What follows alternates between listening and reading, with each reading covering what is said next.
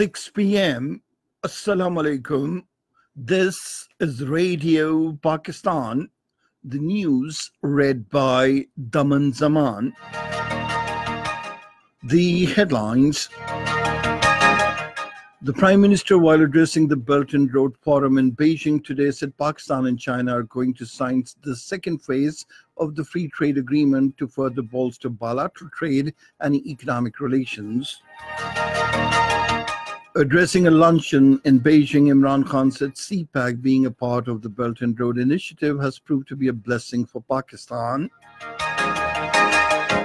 The World Bank has pledged to further strengthen cooperation with Pakistan for raising external funds. The Sri Lankan Prime Minister says Pakistan has fully supported Colombo's war on terror. The chairman of all parties Hurriyat Conference deplores character assassination campaign by the occupation forces against the Hurriyat leadership. The International Cricket Council has selected Pakistan's prominent umpire Aleem Dar to officiate Men's Cricket World Cup 2019. And now the news in detail. Prime Minister Imran Khan has invited international investors to take advantage of the liberal investment policies of Pakistan and participate in infrastructure, railways, dams, information technology, and manufacturing sectors. Addressing the second Belt and Road Forum in Beijing today, he said, "We are changing the economic landscape of Pakistan and the destiny of its people." The Prime Minister also put forward 5 points to further expand the scope of Belt and Road Initiative of Chinese President Xi Jinping.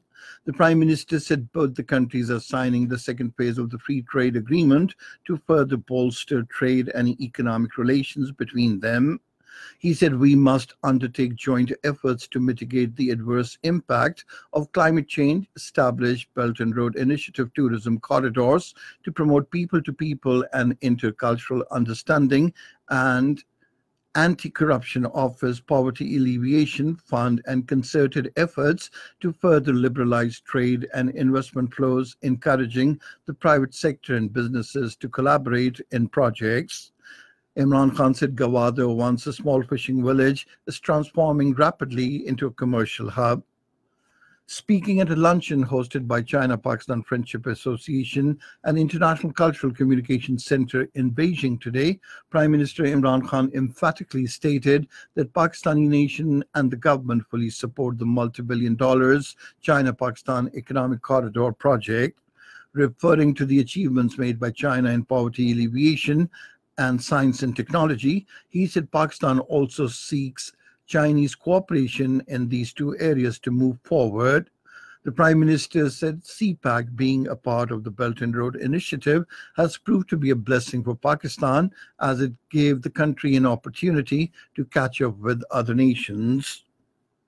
In his keynote speech at the opening ceremony of the second Belt and Road Forum for International Cooperation in Beijing, the Chinese President Xi Jinping said high quality and sustainable infrastructure should be constructed under the Belt and Road Initiative. He said building infrastructure with such standards could help countries give full play to their advantages and resources and better integrate into the global supply, industry, and value chains for interconnected development. The World Bank has pledged to further strengthen cooperation with Pakistan in areas of disbursements program, lending, and guarantees provision for raising external funds. The pledge was made by the Chief Executive Officer of the World Bank, Kristalina Georgieva, at a meeting with the Prime Minister Imran Khan on the sidelines of the second Belt and Road Forum in Beijing today. The Prime Minister appreciated the role played by the World Bank in regional connectivity, poverty alleviation, financial management, provisional projects, DASU and other infrastructure projects, and ease of doing business.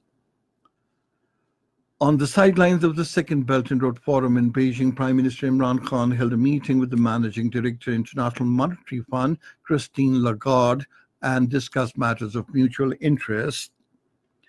The American Special Representative for Afghanistan Reconciliation, Zalmay Khalilzad, has greatly appreciated Prime Minister Imran Khan's recent statement on Afghanistan. In a tweet today, he said Imran Khan's appeal for reduction of violence and policy against promoting internal conflict in other nations has the potential to positively transform the region and give Pakistan a leading role.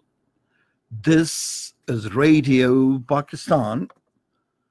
The Minister of State for Parliamentary Affairs, Ali Muhammad Khan, informed the National Assembly today that the upgradation of Mangla Dam will be completed by 2023-2024. He informed the House during question hour that upgradation of all the 10 units of Mangla Dam will also enhance the dam's generation capacity. Ali Muhammad Khan assured that the funds being collected under the dam's fund will be spent transparently on the construction of the Amir Bhasha and Mamand dams. The Minister for Religious Affairs, Nurul Haq Qadri, informed the House that the government is in the process of framing a law to regulate the moon sighting system in the country in order to ensure harmony in the observance of religious festivals. He said religious scholars of all schools of thought, Suparco, the Met Office, and Ministry of Religious Affairs will be given due representation in the proposed moon sighting system. Officers and sailors of the Pakistan Navy were conferred upon military awards at a simple but impressive investiture ceremony in Islamabad today. The Vice Chief of Naval Staff, Vice Admiral Kaleem Shaukat, was the chief guest on the occasion. 16 commodores of the Pakistan Navy were awarded Sitara Imtiaz Military, while 16 officers were given Tamgha Imtiaz Military.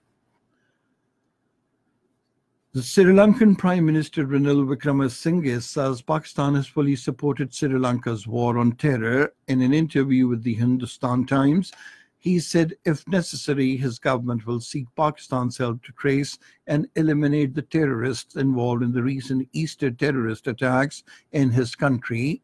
Ranil Wickremesinghe said while his country is investigating the possibility of foreign links, there is no evidence yet to suggest any particular country has backed these terrorists. The Sri Lankan President Maithripala Sirisena has said terrorists who carried out the Easter blasts have a link to the drug trade. Addressing a press conference in Colombo today, he said the attacks may have been carried out sooner than planned due to his anti-drug campaign. Maithripala Sirisena said there is a connection between the war against narcotics and terrorism.